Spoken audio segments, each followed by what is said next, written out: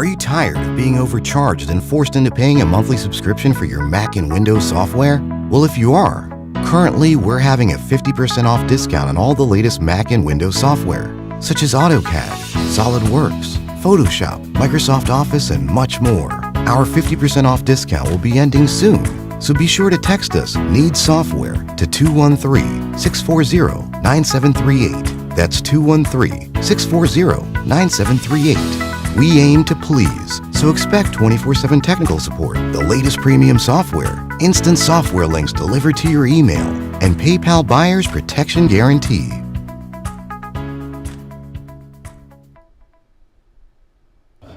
What are the white supremacists doing now? They're doing 4 basic things: racial showcasing, racial population tailoring, racial dislocation, and white sacrificing. And these 4 things are designed to produce maximum sophisticated confusion among the victims, and so far has been somewhat successful.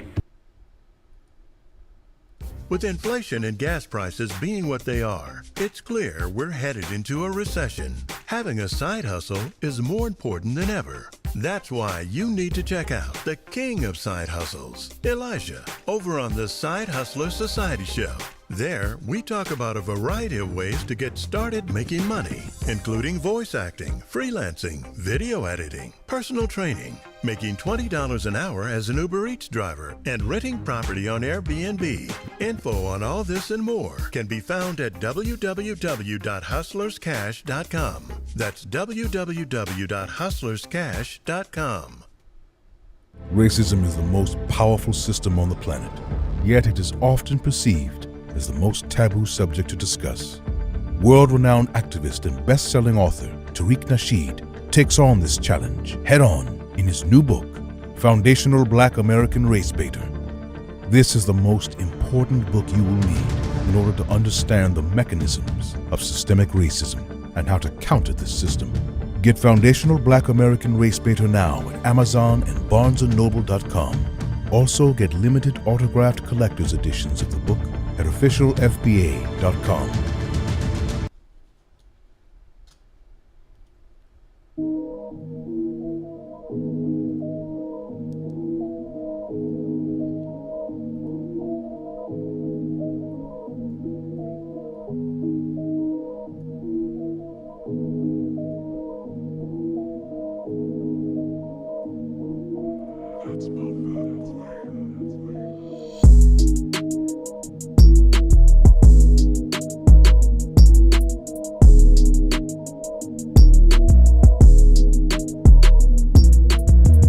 What's going on, guys? Welcome to a brand new episode of Tariq Radio. I am your gracious host. My name is Mr. Tariq Nasheed.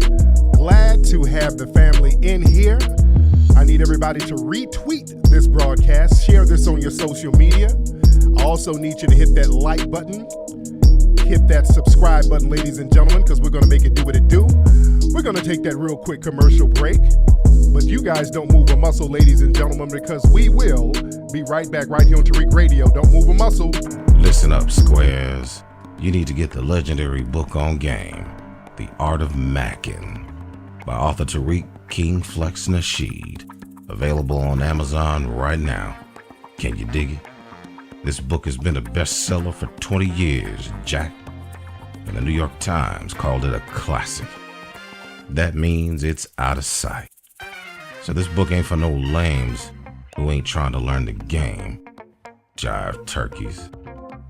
So if you're ready to stop slacking in your mackin', get The Art of Mackin' book on Amazon and Barnes & Noble right now, sucker. Rated PG. That stands for plenty of game, jive chumps.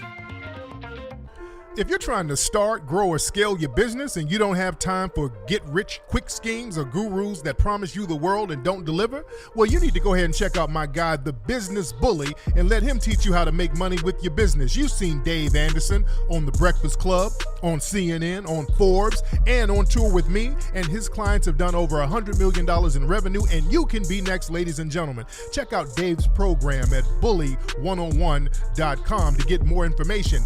You go to that website, use the coupon code Tariq to get an additional discount Bully101.com. Sign up right now. Tune in to the Amiri Brown Show on YouTube, where they discuss all topics intrinsic to the Black experience, from dating and marriage to race, economics, social issues, and politics. Subscribe to the Amiri Brown Show channel and tune in throughout the week. Make Black America great again or die trying. Bro, stop playing and start spraying. Leave an op on the ground where you stand. At all costs, yeah, make sure you protect it. Ogun juice, the formula been tested. You can defend yourself. If you find that you need a little help, gotta stay ready. Ain't no love in the street. Pepper spray straight to the face, make them get weak. Get it at ogunjuice.com. If they thinking you slipping, then tell them to come get them some. If you packing this, you won't be lacking. A shot to the eye in them problems you having. Maximal strip, hit them haters on ground, so you can feel free when you out in the town. Ogun juice, and don't forget a shirt, man. You gotta stay ready. That evil on alert. Yeah. Okay.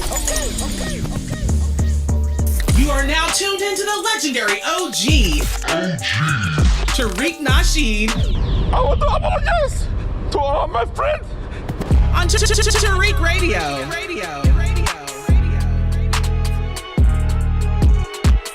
Where is Tariq getting all this cash?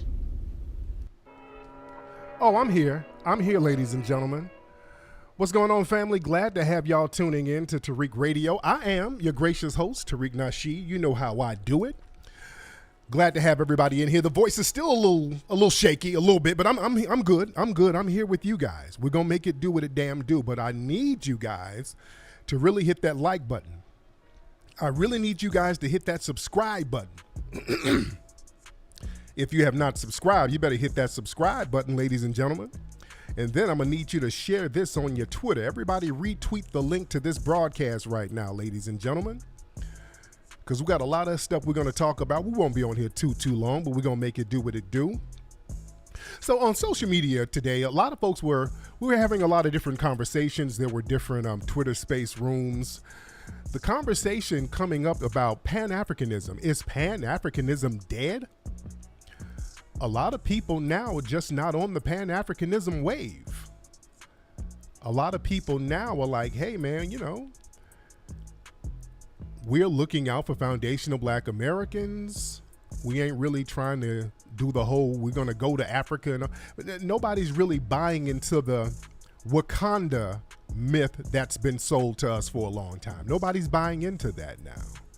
And now that we're foundational Black Americans are kind of questioning a lot of stuff. There's people now who's questioning Garvey's real allegiance. There were some people, they had a room earlier, they were talking about, well, Garvey was meeting with the Klan. Garvey had private letters where he was really disparaging Black people, calling Black people lazy. So a lot of people are really going back to revisit and study this Pan-African thing and to see if it ever popped off or if it could be viable.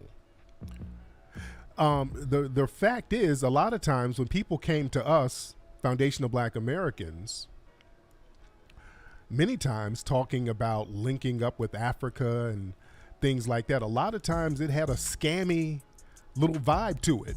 Even with the American Colonization Society, when they were sending people to Liberia, that was kind of scammy, They were sending free Blacks over there, and a lot of Blacks were going over there dying, and many Blacks didn't want to go over there because they understood we're not from that part of the world. I mean, we've been here for centuries. A lot of Black people at the time knew that we were foundational. We'd been here for a long time.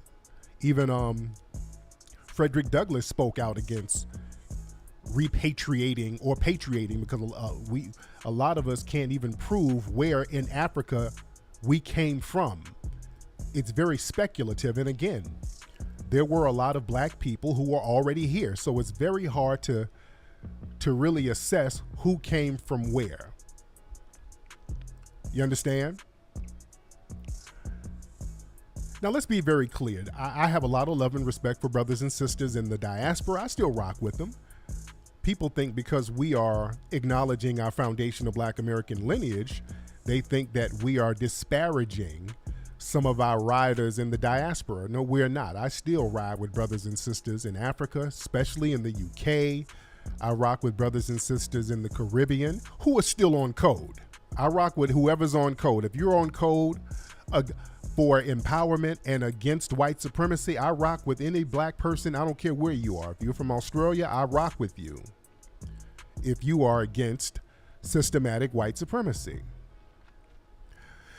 And we have to be very clear. A lot of foundational black Americans have a bad taste in their mouth about Pan-Africanism now because of the representatives that's coming over here now from the Caribbean and from Africa. What they're doing now, they're sending over a lot of coons, and the coons are putting a bad taste in everyone's mouth. These are the same Sambos who are undermining people over there. The same people who are undermining people over in the diaspora, they come over here with that same mentality. They come over here with their same insecurities, their colorisms.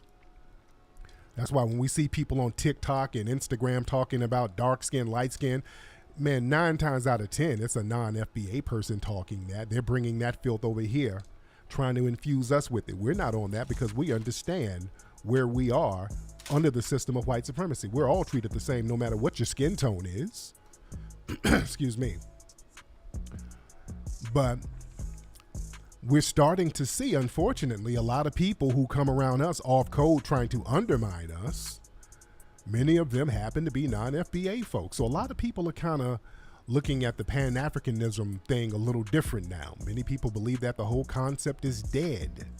I don't know. But we are looking at our foundational black American lineage. And let me tell you something. Us looking at our foundational black American lineage, that is more threatening than Pan-Africanism. Do you understand me? Because we are understanding who we are. We're understanding who we are as a lineage. We're not buying into the Wakanda thing like we used to, because white people have no problem sitting up selling Wakanda to us. They have no problem doing that. They have no problem saying, hey, man, you guys came from this great civilization thousands of years ago. They have no problem telling us that. Because they understand it's not popping over there in the diaspora right now. They understand that. The white supremacists understand that many of the black people over there in the diaspora, they are doing any and everything to get over here. They know that. So the white society has no problem selling us the Wakanda package. If we just somehow make it back over to Africa, everything is going to be all right. Ain't going to be no racism. You know, that's what they got those artists over here talking about. Remember, what's his name? Rotimi from Nigeria. Man, over there, man, everything is just better. The air is just crisp when you get over there. Well, nigga, why are you in New York? You understand that y'all not selling the package good enough because y'all selling it while you're sitting over here. You see? Y'all selling us the Akon City package. You remember Akon was selling that whole Akon City. It's going to be spaceships and sky trains and robots, and you know, we've had enough. We've had enough of the Akon City Wakanda package that they're trying to sell us, because we see what's going on over there is very tribalistic. And then when they get over here, they bring that same tribalism over here to us. You understand? That's the reality. And we're not hating on anybody. We're just speaking the reality. We're just speaking the reality. Now, let me tell you something. When we start looking at our FBA heritage, see, that gets us on code. And us being on code, that is the threat, ladies and gentlemen. Now, if you follow me on social media, you will know today I had yet another visit from the FBI. The FBI came to my home today, this afternoon. What time did they come? They came around noon. They came pretty early. Kind of took me by surprise. So the FBI came to my house today. And I'm thinking it was a delivery. I'm like, who's coming to my house this early? Usually, you know, we get different people running in and out of the house all day. We have tutors and stuff coming, but the kids are in school and the tutors come later. And we get Amazon packages all day, but usually they come later. So somebody's ringing my doorbell hella early. I'm like, okay, they must be delivering a package. And I didn't bring my phone to the door with me. and it was the FBI. And I always say, when the FBI visits, I need to start recording them. They visited me a few times. Yes, the FBI went to my house. They visited me a few times. And I said, when they come, I got to record them. I got to record them when they come. But I went to the door and it was like, hey, well, this is the FBI, Mr. Nasheed. We want to ask you a few questions. You know, you're not in any trouble or anything. I said, okay, Lord, here we go. Well, I didn't know it was them. I just opened. I'm thinking it was a delivery, and I got to start checking my damn security cameras. Now, the good thing is I have cameras all around my house anyway that record automatically. They record, I think they record like 30 seconds or something automatically. If somebody walks up to the door, the cameras will record about 30 seconds of footage. So this is the footage that was recorded automatically of the, you can't hear nothing, but you can see them. This is in front of my house. Hold on. Let me show this real quick. This is them in front of my house looking very alt-rightish, by the way. I'm like, who the hell is this? All right, so that's them in front of my house. This was before I went outside, so they had one in the back. If you see, ever look in your Ring camera and see somebody standing around like that, that's the feds, ladies and gentlemen. If you got one person at the door and another person backing them up, that is the feds. All right. So they came to the crib and they asked me some very interesting questions. Basically, now the last time they came, I think the last time they came in 2016. I think they came another time too. They usually come around an election year, which is interesting. I remember them coming in 2016 in September. They came September 11th. That's the birth of my son, Mateo. I remember that day because I went back home from the hospital and then they came by the house. So they usually come around an election year. Excuse me. And as you know, we've been talking about having this event up there in DC, and we've been getting the runaround, and now we see why. Obviously, the feds, they've told them to stall us and not give us a permit to do this event. They've been stalling like crazy in Washington, D.C., so now we see what's going on. So they come to the house. Also, this is right after people online who many of us suspected to be ops or federal agents trying to lure me and bait me into showing up to those Power 106 protests that I didn't even organize. Remember last week, there was a series of Power 106 protests that was organized by our sister Connie Collins. I didn't organize any of them.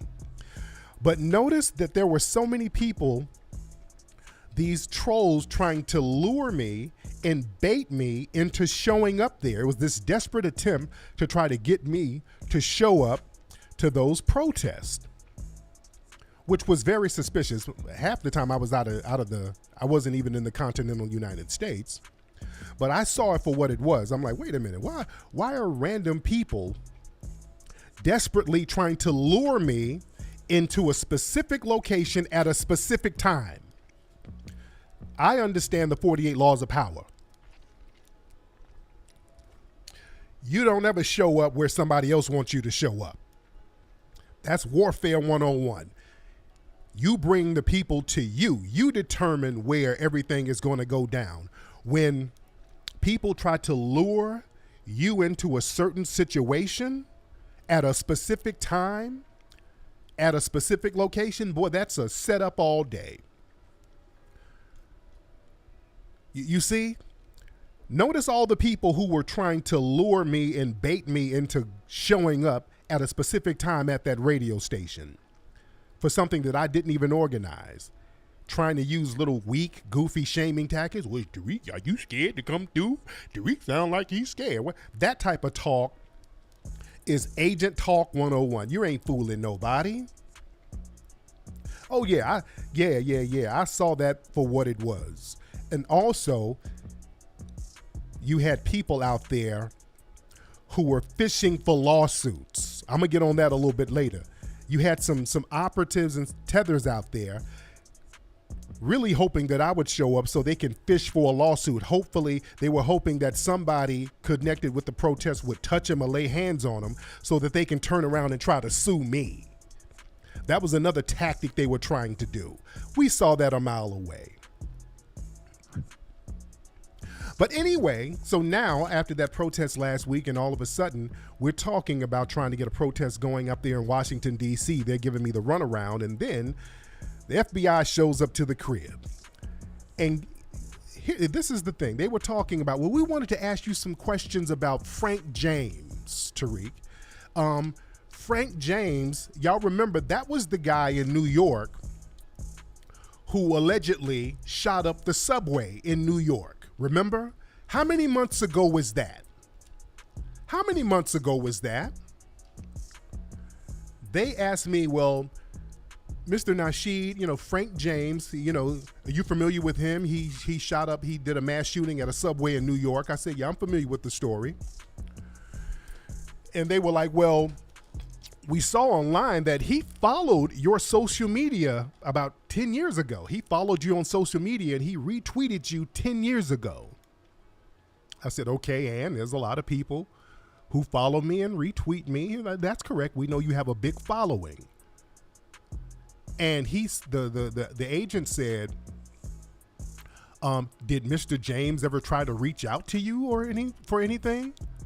No, he didn't try to reach out to me. Now let's go back to 2016. Again, that's all cap. That's all cap. They basically wanted me to know that they got eyes on me. They wanted me to know that they got eyes on me. They did this. Remember in 2016, they came to my crib and they started asking me about Micah Johnson. Hey, are you familiar with Micah Johnson? Yeah, I'm familiar with him. Did you know him? Did he ever reach out to you? No, he never did. Are you a part of any nefarious organization? No, I'm not. Micah Johnson, has he ever emailed you? I said, good. If he emailed me, you guys would know it. You guys been monitoring my emails and phone calls for decades. They've been on my bumper for years. So they asked me, again, fast forwarding to today, they were asking me if I knew him. And let me tell you, this is the kicker right here. I said, yeah, he didn't reach out to me. I don't know anything about him.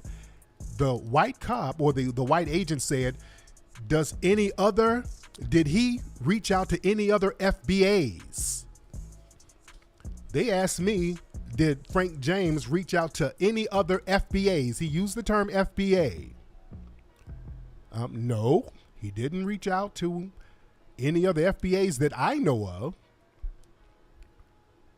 So they asked me, did this guy reach out to any other FBAs? And I reminded him, I said, by the way, it's a lineage, right? Yeah. We understand that. You understand? So they're just letting me know that they're watching, then they know. Yes, indeed. Yes, they did. If I'm lying, I'm flying. Yes, they did. They asked me, did he reach out to any other FBAs? No. And I had to remind them, no, you're not going to play that game. No, you're not going to try to make FBA a group. It's not a group. Stop it. And let's be clear, all of this stuff with people online trying to make FBA a group, those are the feds doing that. Those are the feds doing that, by the way. Those are the feds doing that. That's the FBI putting that information out there. You dig? So just understand that. Because, see, we're getting on code as far as our lineage. We're getting on code as far as our lineage. And we're talking about getting tangibles, and we're talking about getting it here. We're not talking about going to Wakanda.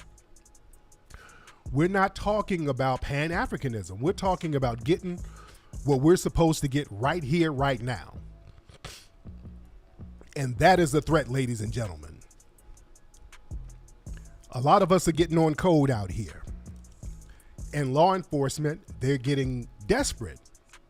They're getting very desperate right now. Look at some of the stuff that they're doing around the country. There was a white officer in Kansas City who got convicted. He shot a black man, shot an innocent black man a couple of years ago. Everybody got on code and got his ass convicted. I think he got 6 years. You know they're going to give him a slap on the wrist. They're going to give him the minimum.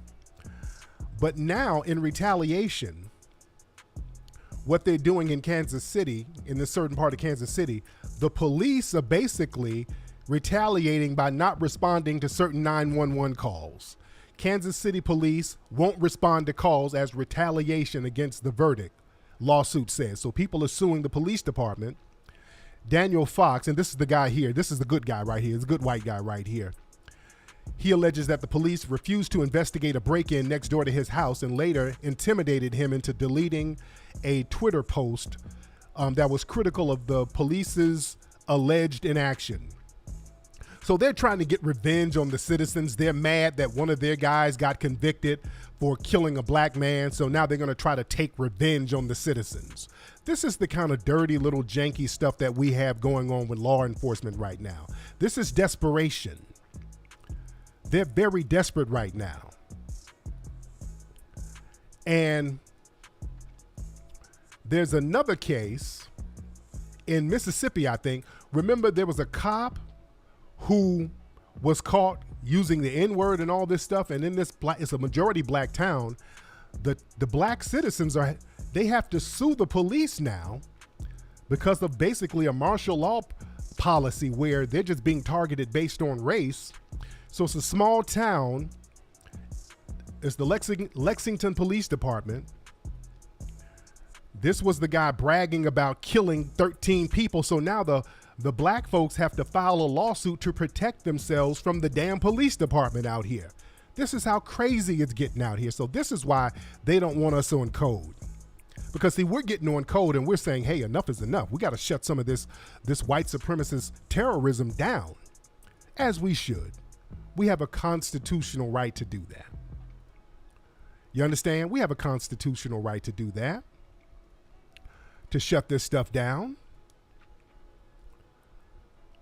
But see, when we get on code, that gets scary to the dominant society. Yeah, they're trying to bring the sundown towns back because those white numbers are dwindling. So they have to create an apartheid state, and we're just not going for it. So that now they're trying to do these intimidation tactics. You know, the FBI showing up to people's homes like me. That's an intimidation tactic. Them asking me about a random dude from a killing that he did a couple of months ago. Come on, that's all cap. That's them. See, back in the day, they would be the FBI would be very covert. They didn't want you to know that they were following them. And right now, they have a different strategy. They want you to know that they got eyes on you. The FBI wants you to know that they got eyes on you. Okay? And a lot of us are not going for the Pan-Africanism thing. We're not doing the black and brown. That's another thing too. We're rejecting a lot of this stuff. We're rejecting a lot of kumbaya stuff. The black and brown stuff, we're rejecting. Why do you think there's such a desperate attempt to tether Latinos into our culture? Why do you think that there's such a desperate attempt? They're talking about having a section for Latinos at the African American History Museum. You understand? Why that desperate play? Why do you think so many Latinos are desperately trying to crowbar and revise history by claiming that they created some damn hip hop? See, that's not something that's trivial, family. That's not something that we're supposed to take lightly, okay? And we see this all over the place. There's this one Hispanic dude on Twitter everybody's been going in on. He's been sitting up here trying to rewrite history. Puerto Ricans, Antillianos, whoever that is in general, had a major hand in the creation of the world's two biggest music genres, hip hop and reggaeton, if you don't stop. The world's biggest music artist is San Benito, Boricua born and raised. Okay, who's reggaeton? Come on, stop it. But this whole thing where they're trying to crowbar themselves into hip hop, that's not trivial. Because when people can come in and revise your lineage and culture, they can ultimately erase you. So you have some of the white Hispanics coming in trying to act as colonizers. They're trying to colonize our culture, ladies and gentlemen. That's why we don't go for that. We are not going for that. And a lot of people were talking about this clip of Fat Joe on Angie Martinez's show. Where's that thing? Right here. Fat Joe, again, he's been really going around telling this lie that Latinos and blacks created hip hop. It was 50-50. In what universe was it 50-50? This is Fat Joe. Listen to this. Hold on. But it still does not negate the history of the culture and the history of how it started. Created hip hop. If you go to Wild Style, the first hip hop movie, you will see the Cold Crush Brothers. Their DJ was Charlie Chase, Puerto Rican. And you'll go to the battle that they had with Romantic, which is the first Puerto Rican MC. Ruby D was in there with the Fantastic Romantic. You cannot eliminate the Latinos' contribution to hip hop. When you talk about breakdancing, we talk about Rocksteady and Crazy Legs. When you talk about graffiti, like, it's every element of hip hop. It was 50-50, bro. Latinos weren't involved in hip hop directly that much in the early days of hip hop. They were one or two. All right, and that was our good brother Grandmaster Cass setting the record straight. Excuse me. Setting the record straight about the real deal. That's just not true. There was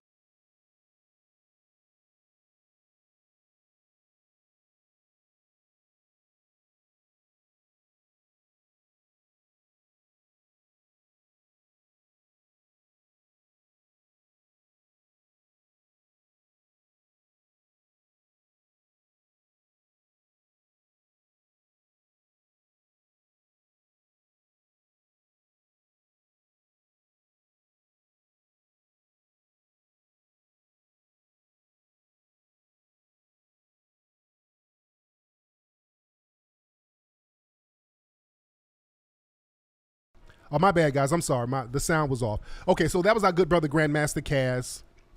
Sorry, guys. Sorry about the audio. So that's them telling that lie, that 50-50 lie. That is not true. As we know, they start talking about the Rocksteady crew and Crazy Legs. They love going to the Crazy Legs lie. Crazy Legs and the Rocksteady, they came in the 80s. They came damn near a decade after hip-hop was created. They were not prominent until the 80s. They came later. Even Crazy Legs said when he started breakdancing, the black b-boys were looking at him like, hey, man, those moves you're doing are played out. You understand? They were telling Crazy Legs, those moves you're doing are outdated and played out, dude. So don't let them run this game. Even Charlie Chase, he said that when he got into DJing, when he was DJing for Grandmaster Cass, the other Puerto Ricans looked down upon him. He said the other Puerto Ricans were like, why are you hanging out with the Morenos? Why are you hanging out with them niggas listening to that Jungle Bunny music? The Puerto Ricans were not only unavailable for the creation of hip hop, they were racially hating on it. We're not giving them any credit. We're not giving them any credit for something that they were hating on. If it was up to the Puerto Ricans, there would be no hip hop because they were hating on it, ladies and gentlemen. These are the facts. This is reality. We're not going to play this game. And when they start talking about how they created hip hop and they were there 50-50, okay, hip hop was started formerly in the early 70s. We can point to the black b-boys, the black MCs, the black DJs who were around in the early 70s. We can point to the black MCs, Coke LaRock, Melly Mills, Kaz, Hollywood, all of these people. We can point to all the DJs even before Cool DJ Herc. You had Disco King Mario, who was getting busy in the early 70s, and other people, Grandmaster Flowers, all these other people. So you can point to the black, who were the Puerto Rican DJs in the early 70s? Who were they? Who were they? Who were the Puerto Rican MCs? Who were the Puerto Rican b-boys in the early 70s? You see? And then when you talk to the people who were there, see, we can name off the the FBA B-Boys, the twins, the legendary twins, A1 B-Boy Sosa, Trixie. There's an interview of Trixie, who was one of the original B-Boys from the early 70s. Again, he came out, he said, hey, wasn't no Puerto Ricans around. All the people who were there, they keep it 100. Wasn't no Puerto Ricans around. Listen to this guy. All right, listen to this guy, tell the truth. Wasn't no Puerto Ricans around. Listen to this. Hold on 1 second. Let me play this. Hold on.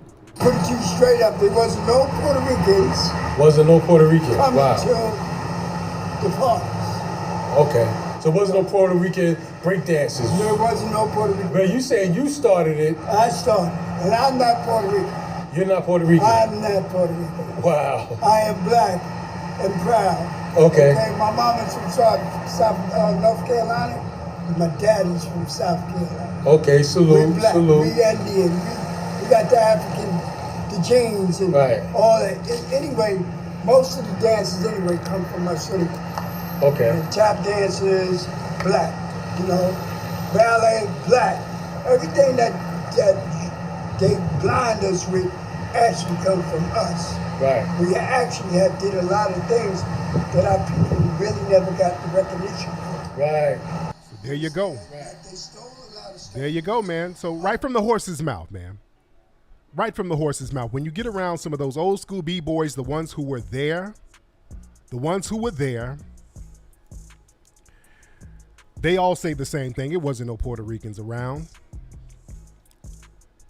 So let's be real. So this is why it's okay for us to gatekeep our culture and not try to be on this thing where we're supposed to share it with everybody, because we are not allowed to share in any other person's culture. Yes, we're definitely going to do a hip hop documentary. That is absolutely happening, ladies and gentlemen. That is absolutely happening. That is absolutely happening. We are doing a hip hop documentary. That's going to be right after this Maroon film that we're doing. We are definitely doing that. Everybody refresh your page if there's some problems with your page. But like I said, man, a lot of us are really looking at our lineage and our culture. We're not doing the Pan-African thing. And then a lot of these Pan-African tethers, you know, they're screaming foul right now because, see, they've been using Pan-Africanism as a hustle. A lot of them have been trying to hustle us, and they've been over there trying to hustle the diaspora too. You got some people over there using the diaspora, trying to hustle over there. They go over there trying to trick off by using Pan-Africanism. You understand? So, you know, we got to set the record straight on a lot of stuff. But a lot of these folks who got a vested interest in pushing Pan-Africanism on us, a lot of them are crying foul right now because we are looking at our lineage and we're getting codified based on our lineage. So that's why whenever we get on code, and you see a lot of these people, many of them are ops, some of them are agents, some of them are just jealous tethers. Now, y'all remember, if y'all seen footage, and I'm not going to give too much shine to this one fat fuck boy, but there's this one bitch nigga who's been doing some homoerotic videos about me for damn near a year. This big fat bitch nigga has a page. This Pan-Africanism Strikes Back, a big fat tittified nigga, little crunchy hairline, jolly fuck boy. Very jealous of me doing these videos. This dude does like hundreds of videos whining about how much money I have. Just a big fat jealous tether. Tariq, why Tariq got all this money? Hey Tariq, why Tariq makes all this money? How does Tariq get all this money? Just a big fat moist nigga. And y'all know I never really address him because he's already acting like my bitch, and you don't have to address a bitch. But I just had to address him now because he came to that Power 106, one of those protests. His big fat jolly ass went up there to argue with a woman, and the brothers up there punked his fat ass out. Yeah, I'm not going to mention him that much, but I'm just going to speak now because he wants the attention. His big fat jolly jiggly thigh ass wants the attention, a big pocket watching bitch. He's broke as hell. This nigga drives a 2005 Hyundai station wagon looking like a big fat Avon lady driving around. He's a big fat broke bitch nigga struggling out there in Long Beach. Yeah, he's a big fat jealous nigga. Well, Tariq makes all this money. He got all this money for the museum. Why does Tariq get all this money and I don't have no money? He has all this money. That's this fat bitch's voice. He's a big fat goofball. So he went up to that protest. And let me tell you something. What he was trying to do, his big fat ass was up there trying to fish for a lawsuit. He put up a video saying, Tariq gave $500 to security at for the Power 106 protest. Tariq gave some money for security. So when it was revealed that I gave the sister some money for security, you know, because I wasn't a part of the protest, but I wanted the sister to be safe. It wasn't my protest. I didn't organize it, but I wanted the sister to be safe. So when he found out that I gave the sister money for security, he thought that was his opening, because what he wants to do is try to instigate somebody connected with me to touch his fat ass so he can run and go file a lawsuit. Because he's broken dusty. He's a failed sumo wrestler. Just a big fat nigga would get body slammed. He's a failed jujitsu sumo wrestler. Got niggas body slamming his fat ass and putting their balls in his face. He's a big fat ass embarrassment. So he went up there to the protest, yelling at the sister, trying to argue with the sister, when the security guards, the brothers up there, the security brothers backed his fat ass down. He went up there trying to act tough. I'll fight you. Anybody touch me, I'll fight you. And this nigga went up there with some hoochie daddy shorts on with his big fat legs oiled up, looking like a stunt double for Lizzo. He's a fat fucking nobody. He's a big fat bitch ass nobody who ain't gon' bust a grape. He went up there trying to get them brothers to put hands on him so he could run to the police and then file a lawsuit against me. That was his whole little objective. That's why he wanted me up there. Where's Tariq? How come Tariq is not here? Tariq, where's Tariq? Tariq is not here. Ain't this his protest? Where's Tariq? He wanted me to be up there so that somebody could touch him and his fat ass can go get in court. Now, he's a big, fat, jolly, goofball nigga. He wasn't going to bust a grape, ain't going to bust a grape, big, jealous bitch. And I'm not really trying to give him too much shine. This is his big, fat ass right here trying to work out, trying to be tough with his wide-ass hips. He got wide-ass bitch hips. Look at him. Again, I'm not going to give his big, fat ass too much shine. And this is another angle of his big, jolly, Countess Von built ass. But he's a big, fat, jealous bitch. And Brandon Tucker, I know you're listening, you big, fat ass loser. He sits up just making videos lying about me all day. Tariq scams. Tariq did some scams. Tariq scams the money from Haiti. Just making up stuff like a bitch. He's very jealous. He's about 5'6", fat as hell, janky hairline, thighs rubbing together like a big old bitch. I'm tall, beautiful, sexy, and respected, so this nigga is so damn jealous. Yes, this nigga, he makes donkey booty workout videos. This big fat bitch nigga, this big fat hoe ass nigga, you ain't slick, Brandon Tucker, with your fat ass. And by the way, so I posted some pictures. Somebody sent me some pictures of his ass outside of his crib. Nigga, that wasn't me who took the pictures. Some people sent me the pictures of your fat ass. Nigga, I don't get no brownie points for pulling up on your fat goofy ass, because all you gonna try to do is sue.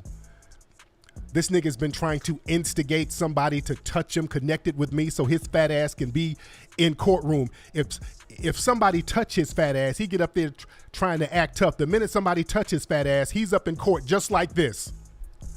His fat ass is gonna be up in court with a blouse and a bayang like Rachel Jean Till. This fat bitch nigga is gonna be in court trying to sue me the minute somebody connected with me touches his big fat jolly ass. Again, I'm not gonna address this dude every day. This is a one-time thing. This nigga is built like a damn toaster with feet. You big bitch ass nigga. Hey Tariq got all this money, Tariq. You be getting all this money. You got $8 million for a museum, Tariq. Where's the museum? Where'd you get all this money, Tariq? This hoe ass nigga, you big fat titty bitch. That nigga showed up to the protest like that. Where's Tariq? With his legs out. This nigga went with his big fat juicy legs out. Hey, where's Tariq? Tariq, anybody hit me? Anybody hit me, I'm gonna go tell the police. Where's Tariq? I'll fight you in my heels. Where's Tariq? I'll fight everybody. Anybody want to touch me?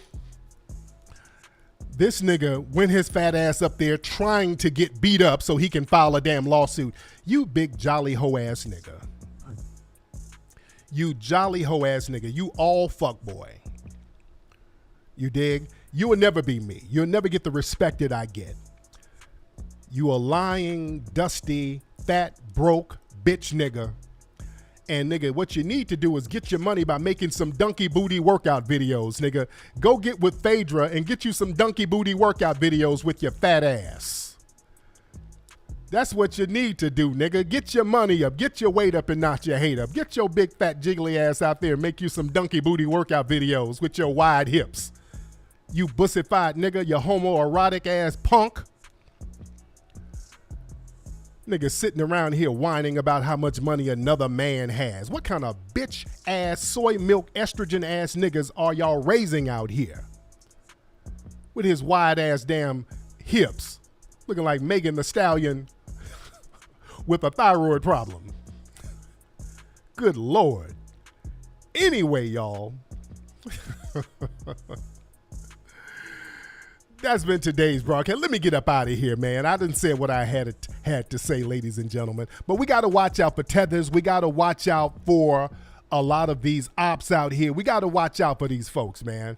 We got a lot of ops out here. We got a lot of folks out here angling to try to get a payday because they're broke and desperate and jealous. You understand? So we got a lot of janky business going on out here. We got to keep our eyes open. Anyway, man, much respect to the family. Papi Akute and Lola Bouvet to you guys. Y'all have a great week. I'll holler at you later.